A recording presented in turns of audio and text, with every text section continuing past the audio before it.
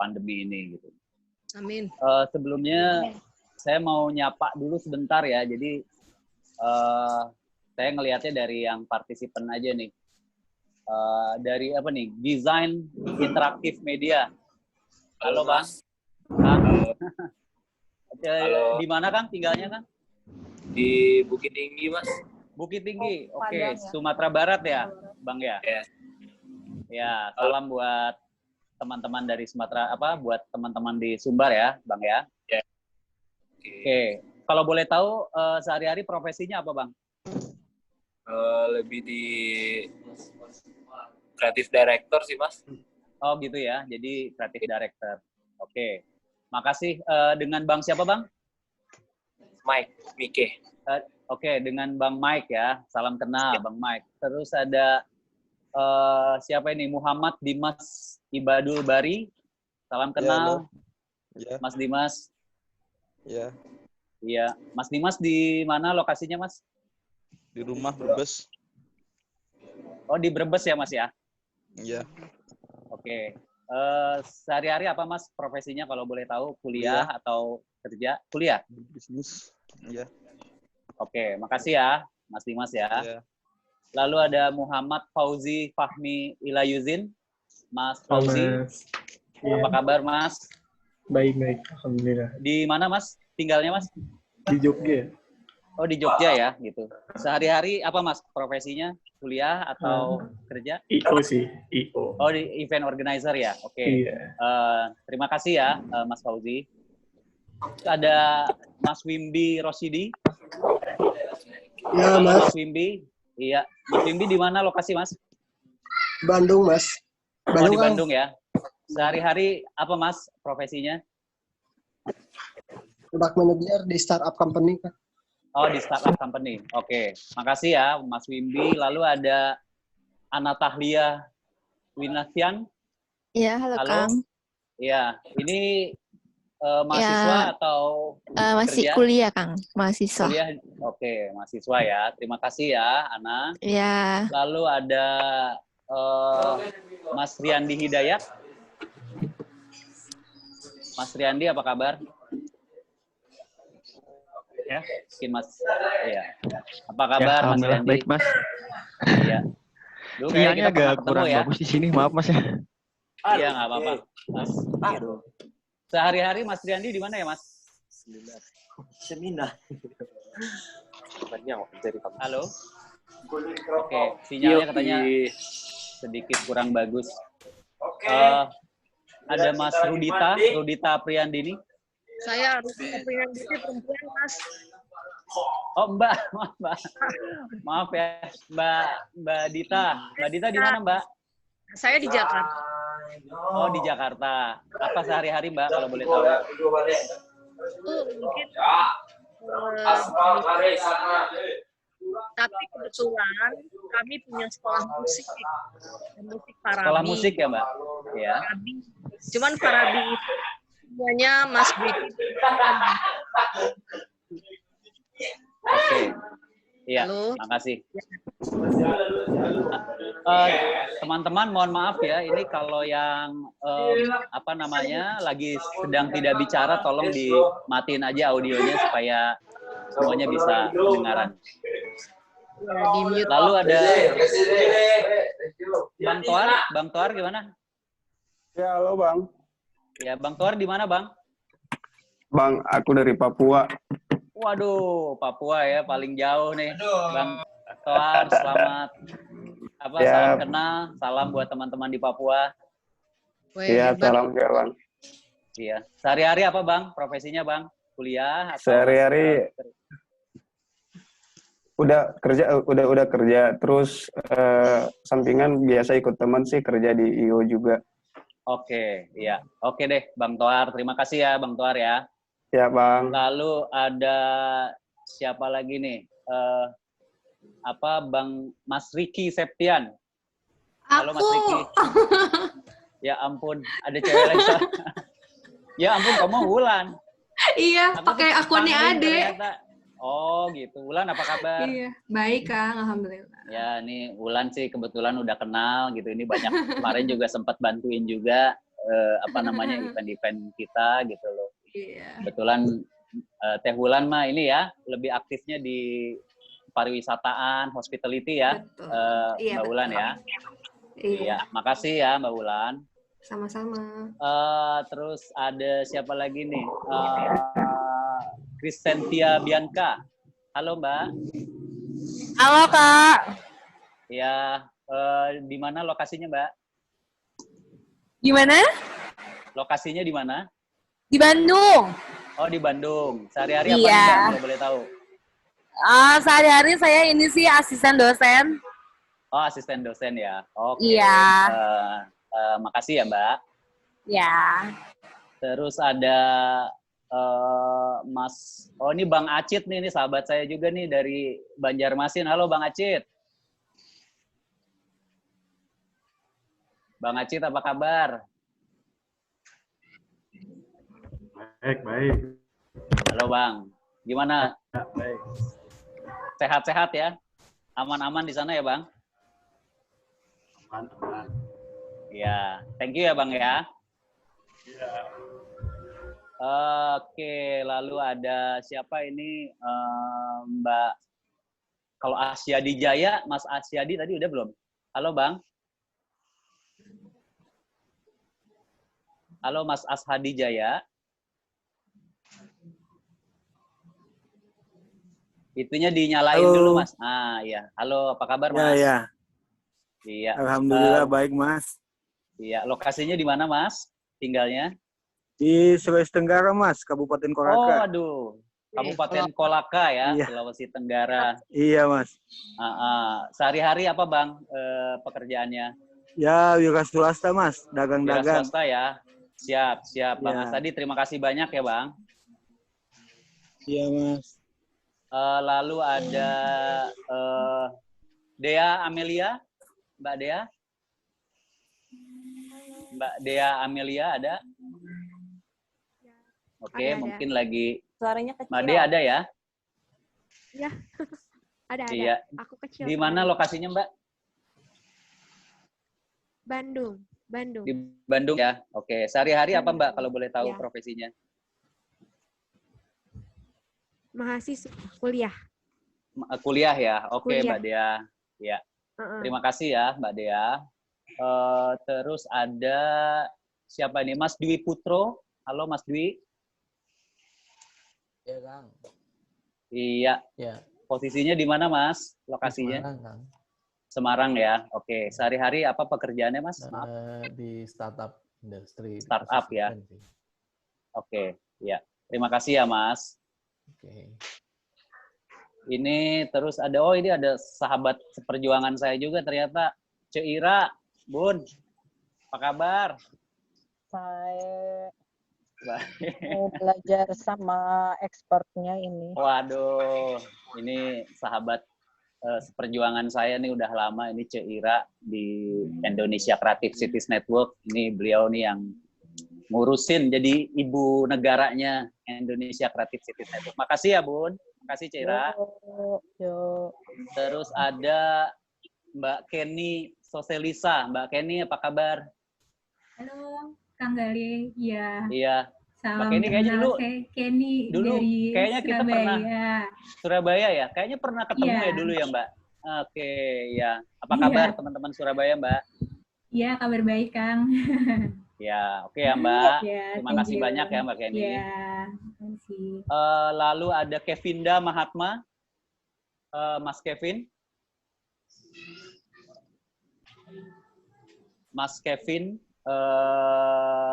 Kevinda Mahatma. Oke, mungkin masih off. Lalu ada Mbak Levina. Halo. Halo Mbak Levina ya. Mbak Levina di Iya. mana? Jogja. Di Jogja ya. Sehari-hari apa Mbak? Profesinya? Markom sama event juga sih. Oke, Markom dan event juga. Terima kasih ya Mbak Levina. Sama. Iya. Lalu ada Muhammad M. Ini udah. Nabila, Nisa, bentar ya. Mbak Resti, ada Mbak Resti? Halo Mbak Resti. Halo. Iya. Halo. Lokasinya di mana Mbak? Di Bandung. Di Bandung ya. Profesinya apa Mbak? Mahasiswi atau bekerja? Baru lulus. Baru lulus ya. Terima kasih ya Mbak. Lalu ada Yuli Carlson Sagala. Bang Yuli Carlson Sagala. Siap. Iya. Di mana lokasinya Bang? Saya Surabaya, Pak. Oh, Surabaya ya Mas ya. Apa Ya, profesinya Mas betul ya? ya. Boleh tahu? Saya kebetulan arsitek. Oke, iya. Oke, terima kasih ya Mas. Yuk. Oke. Ini Mas Muhammad Dimas kayaknya ini oke, sebentar. Lalu ada Anda Atrimedia, Mas Anda. Halo Mas Anda. Oke. Ya, oke deh. Teman-teman, kita akan mulai saja. Saya akan berbagi based on experience, karena sebenarnya saya nggak pernah mengenyam pendidikan di bidang event, karena di Indonesia belum ada begitu ya sekolah yang memang jurusan event. Jadi apa yang saya sampaikan ini sebenarnya based on experience atau berdasarkan pengalaman saya aja. Mohon teman-teman pada saat nanti saya presentasi tolong audionya gitu ya semua di mute dulu ya supaya suaranya bisa terdengar dengan jelas gitu. Oke. Saya akan mulai dengan materi presentasi saya. Nanti pertanyaannya setelah materi presentasi ini selesai saya paparkan ya. Oke. Oke, maaf, kelihatan nggak materinya? Kelihatan ya? Oke, jadi ini materi yang saya sampaikan, saya kasih judul namanya Event, Ekosistem, dan Manajemen. Ya, tadi sebenarnya sudah diperkenalkan sepintas, tapi sehari-hari pekerjaan saya mengelola perusahaan yang bergerak di Creative Content Management, namanya Ruang Kolaborasa. Lalu juga ada lagi merintis sebenarnya platform digital di bidang pembelajaran online, namanya Chick Learning, dan ada satu perusahaan fotografi. Sehari-hari saya creative maker, ngajar, dan fotografer sebenarnya.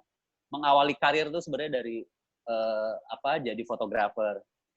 Ini beberapa organisasi yang pernah saya ikuti gitu ya, dari Indonesia Creative Cities Network, ada Bandung Creative City Forum, Komite Ekonomi Kreatif Kota Bandung, dan lain sebagainya.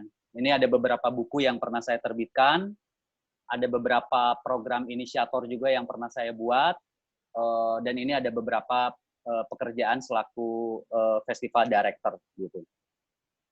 Ini foto-foto aja sebenarnya. Jadi mungkin karena saya senang berbagi gitu, karena ayah saya seorang guru, jadi ya saya pikir saya kayaknya nurun deh dari ayah saya gitu. Nah, ini festival yang sudah pernah saya kerjakan berkolaborasi dengan beberapa institusi, kelompok, dan lain sebagainya. Ada banyak sih sebenarnya, ini hanya sebagian aja. Ini dulu Festival Ngora Bandung di Balai Kota. Lalu tahun 2015 saya menjadi festival director sebuah acara yang bertepatan dengan momen 60 tahun konferensi Asia Afrika gitu ya. Jadi namanya Asian African Carnival gitu ya. Jadi yang sampai sekarang festival ini masih berlangsung.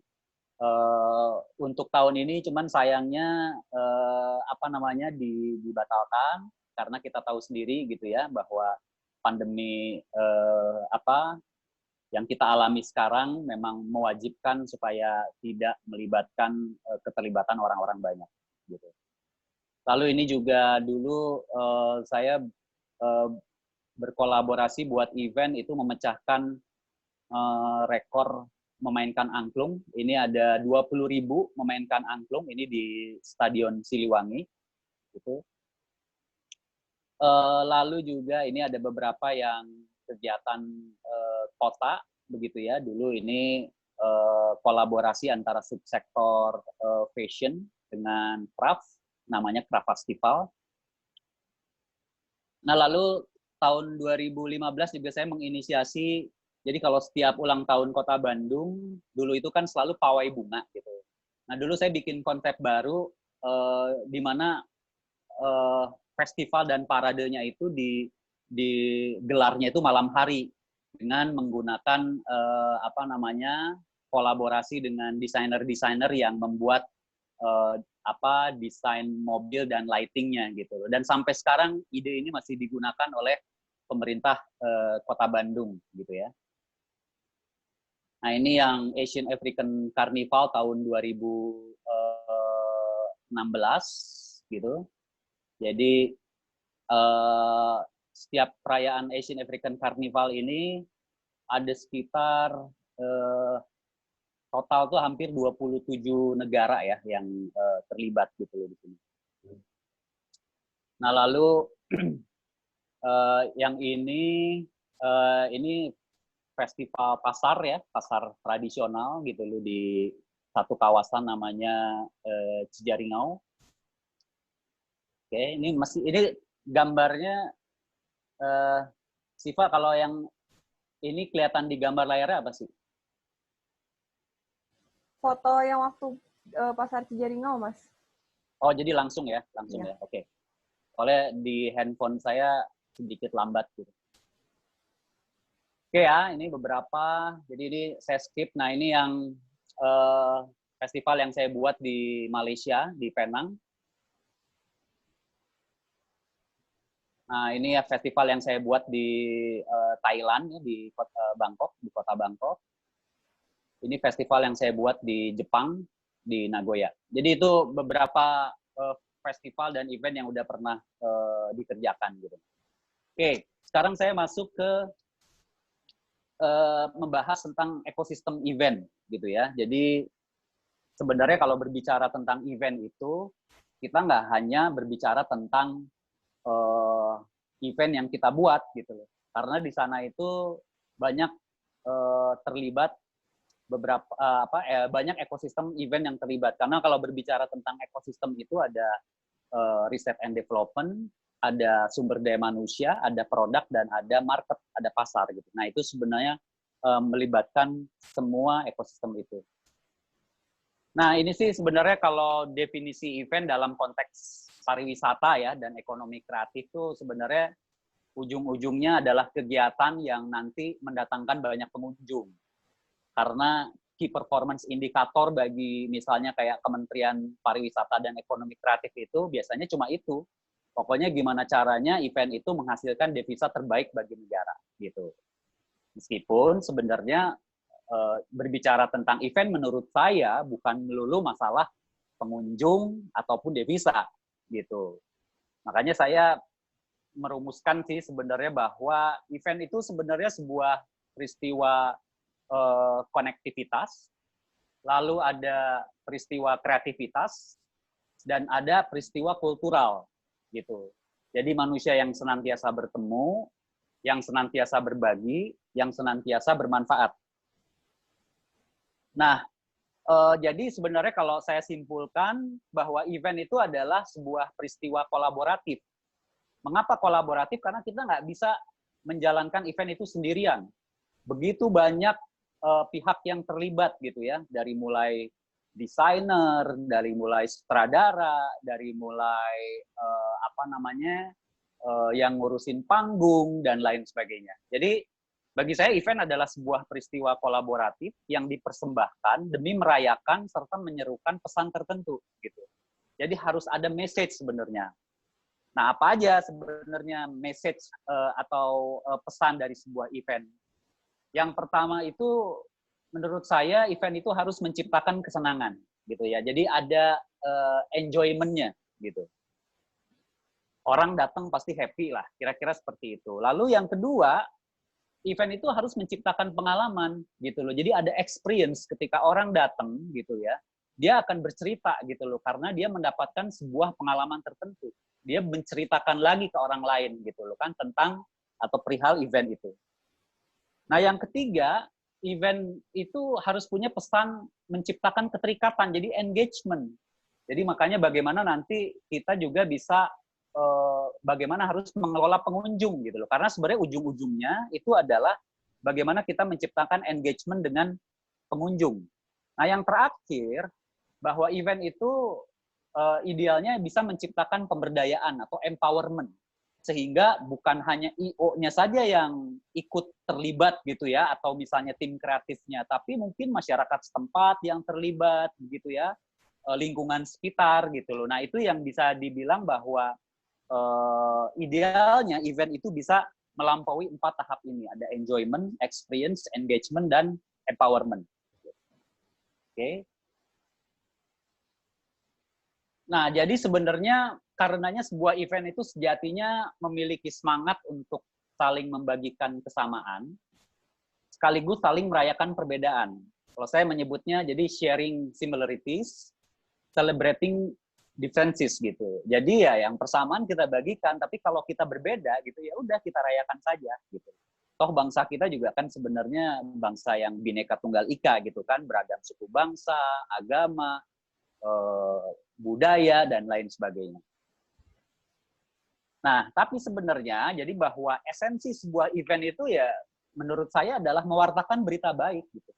Event dimanapun harus gitu atau wajib mewartakan berita baik gitu. Nggak mungkin kan istilahnya kita bikin event tapi supaya bikin ngaco gitu loh kan, atau menyebarkan hoax atau misalnya malah mengundang kriminal misalnya seperti itu. Nggak mungkin. Jadi esensi membuat sebuah event adalah mewartakan berita baik. Nah, ini ada beberapa jenis event gitu ya, meskipun sebenarnya ya banyak teori sebenarnya yang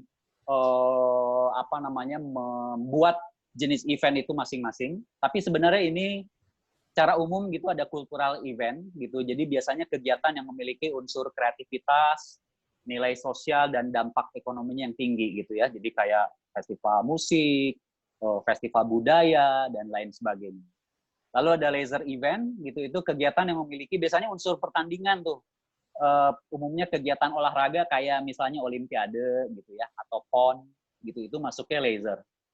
Lalu ada personal event, kalau itu sih sebenarnya lebih ke misalnya seperti acara wedding gitu ya, melibatkan anggota keluarga atau teman, pesta ulang tahun.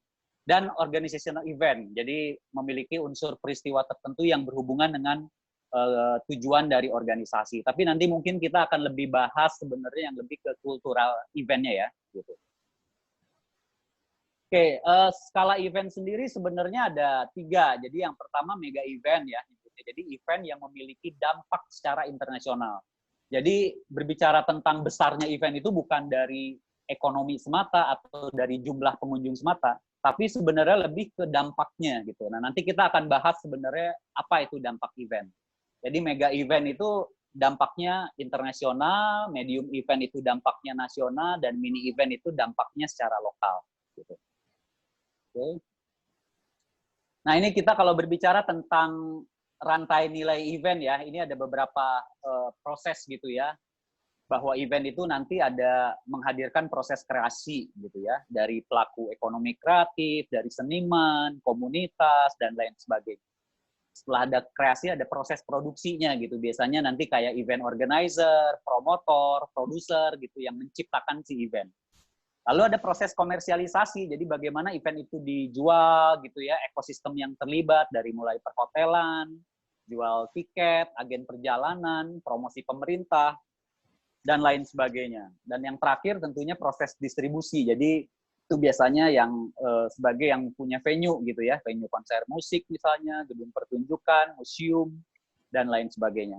Ini rantai nilai event.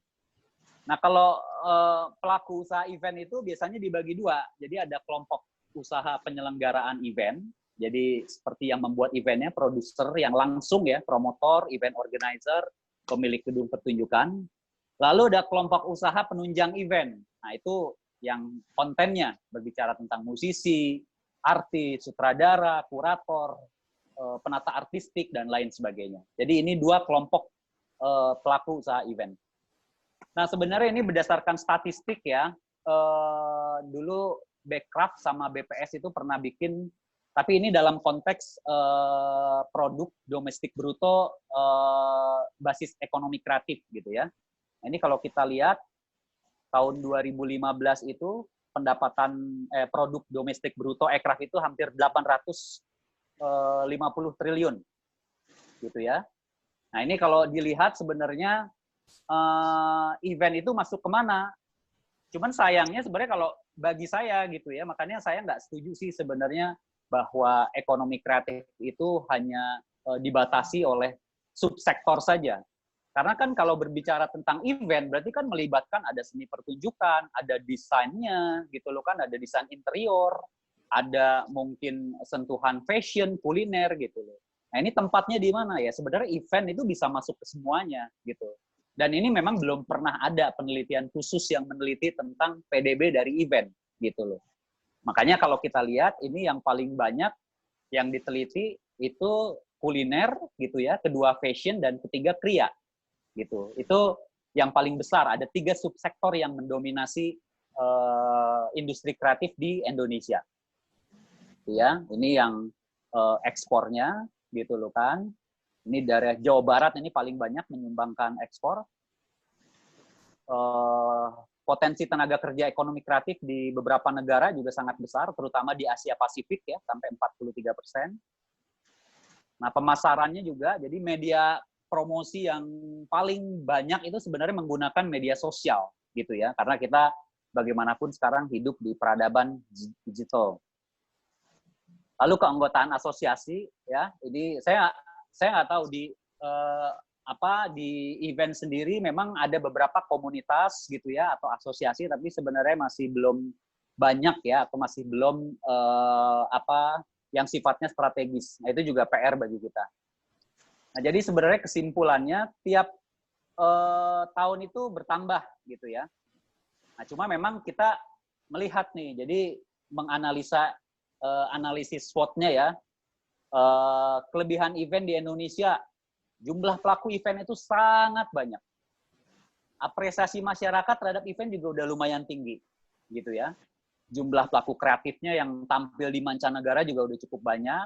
Permintaan event Indonesia di luar negeri juga udah mulai bermunculan, alternatif tempat event yang menarik juga kita banyak gitu ya. Kekurangannya, weakness-nya, jumlah penyelenggara event kelas dunia ya, kita ngomongin kelas dunia itu masih sedikit gitu. Ya kita tahu waktu kemarin acara Asian Games itu kan bisa dibilang itu banyak memakai tenaga asing gitu ya, tenaga dari luar gitu. Ini juga sebenarnya PR bagi kita. Lalu kemasan event yang masih kurang menarik gitu ya, kita kadang-kadang masih yang begitu-begitu aja gitu ya, nggak berubah. Nah ini kurangnya penggunaan teknologi digital dalam membuat event. Padahal sebenarnya pelaku kreatif kita banyak sekali yang bisa membuat terobosan gitu ya di bidang teknologi digital. Nah lalu infrastruktur tempat event yang kurang memadai secara kualitas gitu kan. Jadi tempatnya udah keren tapi infrastrukturnya yang kurang. Jumlah komunitas event juga masih bisa dihitung, masih sedikit. Daya beli masyarakat untuk mengkonsumsi event berbayar ya, kalau gratis sih pasti banyak. Tapi kalau berbayar, nah ini masih rendah. Nah ini kemampuan bisnis dan manajemen event juga masih rendah gitu, karena kita nggak ada sekolahnya gitu. Jadi ya akhirnya rock and roll ya, jadi ya pokoknya ada manajemen ini aja seadanya. Nah lalu promosi event kurang maksimal, terutama di media digitalnya. Dan ini biaya perizinan event tuh masih sangat mahal. Saya